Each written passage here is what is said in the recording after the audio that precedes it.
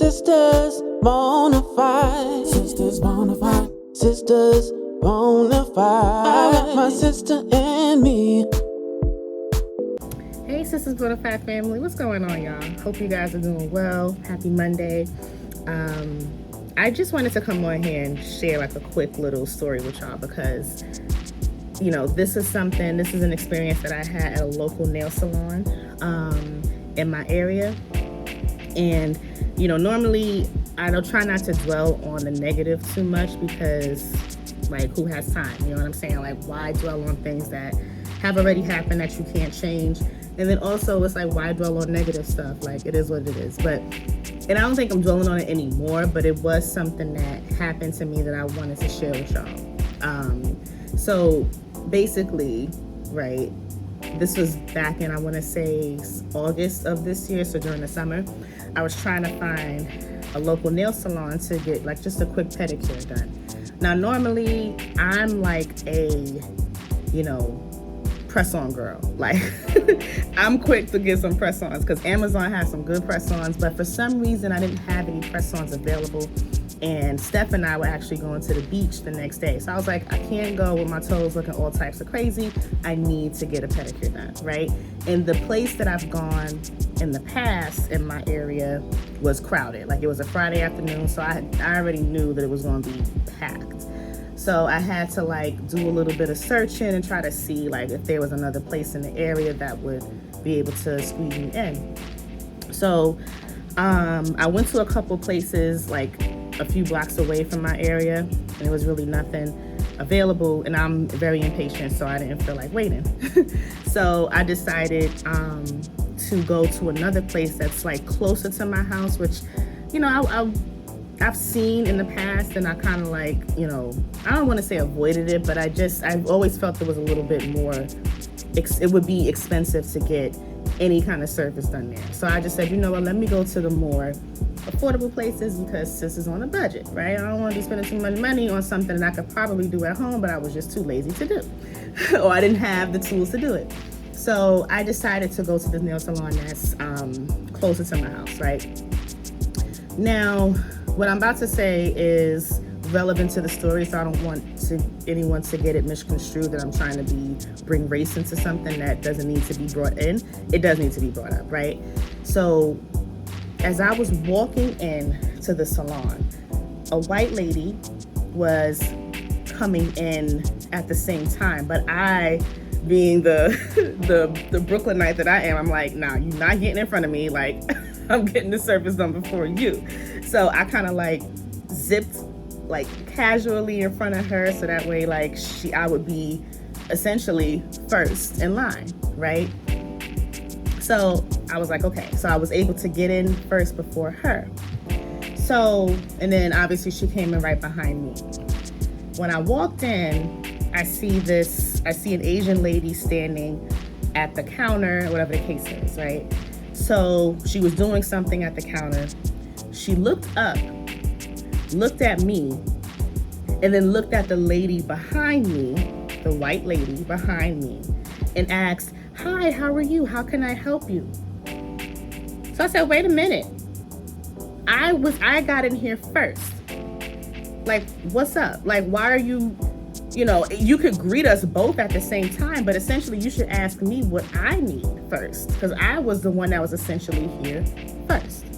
So that was my red flag number one, and I should have just hightailed it right out of there, but I was desperate and I really wanted to get my toes done. So she was like, oh, no.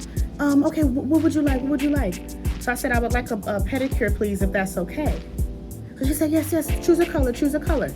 So I was like, So I went and I looked on the wall and I looked up my color and everything like that, you know, saw what color that I wanted, and I chose the polish. And I, you know, said that I told them that I had my color, and essentially we were choosing, me and the lady that came in after me were choosing the color at the same time. So she selected her color the same time that I did. So once we both had our colors, our polishes, there were like two seats with the pedicure seats that were like all the way in the back. So we were directed to go in the back of the salon. So the white lady was sat first. She had her water running first, okay? And she had, I think since COVID, like they've been putting plastic inside of the sink where you put your feet in to get your pedicure done. She had her plastic in there. The lady who was at the front was about to start working on her feet. So I'm like, now, mind you, like I said, we got the color at the same time. I came in first, and we sat down at the same time. So I'm looking, I'm like, well, why is it that she's now getting service before me? If I came in before her, we got our colors, we sat down at the same time, essentially, I should be the one that should be getting service. And I already had a bad taste in my mouth when I came in, and old girl ignored me and looked at the woman in back of me. So I was like, okay, that's red flag number 2. Now, the thing that like took me over the edge and I was like, I'm out of here. The lady who was gonna work on my nails, first of all, she looked like I had the bubonic plague. Like she looked like she was looking at me like I disgusted her. Like as though my feet looked like who done did it and ran. I had all types of onions, bunions, and corns on my feet. Like homegirl looked at me like, ugh, I have to touch this girl's feet. And I'm like, I know I may have a little, something going on my feet, like, because you walk and stuff like that, you get calluses, but like, it wasn't to the point where it was disgusting. And mind you, I hadn't even taken off my shoes yet, so I'm like, why are you looking at me in such disgust and such, like, disarray? Like, what is your problem? So I'm looking at her, and then she's, like I said, she's looking disgusted at me. She sits down and starts to run the water. Mind you, there was no plastic inside of the sink. So I said, wait a minute. I said, where's my plastic? Why can't I get plastic? This woman over here has plastic. Why can't I get plastic? Okay, to put in the sink. She gets up with a total attitude, okay, and huffs and puffs and goes to where the plastic is. And, with an attitude starts to like put the plastic into the sink. So I said, you know what? I'm good. You're good, I'm good, I'm out of here. I see what's going on, and I said this verbatim. I said, I see what's going on, and I don't like it, okay? I came in first. I was talking to the lady that was in the front. I came in first. You greeted the woman that was in back of me first, rather than greeting me first, and you asked her what she wanted. She sat down at the same time, and you're working on her feet before I could even actually get the proper setup for my station. So I said, you know what?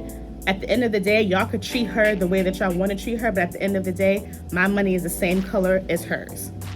Our money is both green. So whether I'm black or she's white, my money is green just like hers. And I walked out. I'm like, cause y'all are racist. And I've experienced things like that before, not necessarily in a nail salon, but just discrimination and just, racial profiling and stuff like that on multiple occasions. Like even as a teenager living in Brooklyn, going into the train station, like, I would always get stopped by the police to get my bag searched.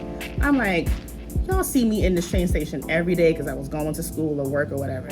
Why y'all gotta stop me all the time? And I think it's because it's my skin color, whatever the case is. But I'm like, I can't always be the problem. Like, and I know that I'm not the problem. So it's like, where does it end? And why am I constantly being picked on?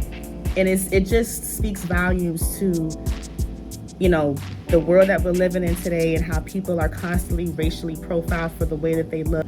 And then I started thinking too, I'm like, you see a lot of like Karens, quote unquote Karens, who speak out against things that they ain't got no business speaking out on. And I'm like, as this white woman who was there, who knows she came in after me, right? Like, if it were me, I would have spoke up and said, this woman came in first, let her, get her stuff done first or whatever. Why am I the one that's being, serviced first? Like, I'm sorry, but it's just like, I feel like some people feel the need to speak up on the wrong occasions and in the wrong settings, but when it comes to something that should be spoken up about, they don't. And like they just leave you in the lurch. And I'm like, I know that this is such a minor thing, y'all. Like going to a nail salon is not a big deal, but it's the principle of it. Like, use your voice, use your power as a white person for good. You know what I'm saying? Like, don't stay silent. It's the principle of it. You know exactly what happened. You know exactly what was going on. Speak up. But I was like, you know what? It's all good. Like, I saw what was going on, and I would have been remiss if I had stayed and paid my money to these people, my hard-earned money, and tipped them, and knowing that they didn't want to service me. So, you know, that was that. I just wanted to share that with y'all because it doesn't bother me anymore. Like that day, it did bother me quite a bit, but it's just a situation where you see it happen so often. And I'm sure a lot of people talk about it like on social media and stuff like that. So I wanted to share my experience with it and, you know, and let y'all know, like, listen, I experienced it too. And yeah, let's bring light to this situation, and not my situation, but just the overall discrimination and racial profiling and the biases and the generalizations that people make that could be somewhat insulting and disrespectful and sometimes very dangerous. Not in my case, thankfully, but in some cases it could be. So let me know what y'all think. This is a quick one. I ain't gonna hold y'all too long, but don't forget to like, comment, subscribe, and to hit that notification bell. Ding. It's official. Don't forget to like, comment, subscribe, and hit the notification bell. Ding. Sistas Bonafide.